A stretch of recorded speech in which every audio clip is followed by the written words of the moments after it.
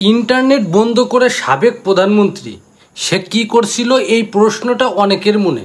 ইতিমধ্যে কিন্তু আপনারা ভিডিওটা দেখেছেন যে লাশের পরে লাশ একেবারে স্তূপ করে রাখা হয়েছে ভ্যানের উপর, চাইলে দুই তিন ঝাঁকি মেরে চাইলিয়ে তারপরে লাশ উঠাইতেছে ভ্যানের উপর বা কোনো একটা গাড়ির উপর।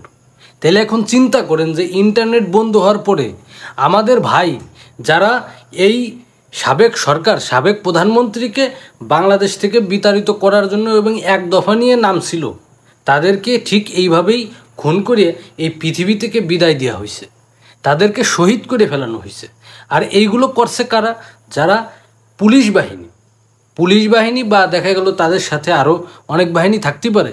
এখন আপনার মনে একটা প্রশ্ন আসতে পারে যে লাশের যে স্তূপের কথা কইতেছেন, এই লাশের স্তূপটা আসলে কোথায়, এই লোকেশনটা কোথায়? নানা রকম ইনভেস্টিগেশন করে দেখা গেছে যে এই লাশের স্তূপের যে লোকেশনটা, এটা সাভার বা তার আশেপাশের আশুলিয়া কোনো একটা এলাকায় হতে পারে। কিন্তু একটা জিনিস চিন্তা করেন যে একটা দেশের প্রধানমন্ত্রী সে কতটা নির্মম এবং অত্যাচারী হইলে এই ধরনের কাজ করতে পারে।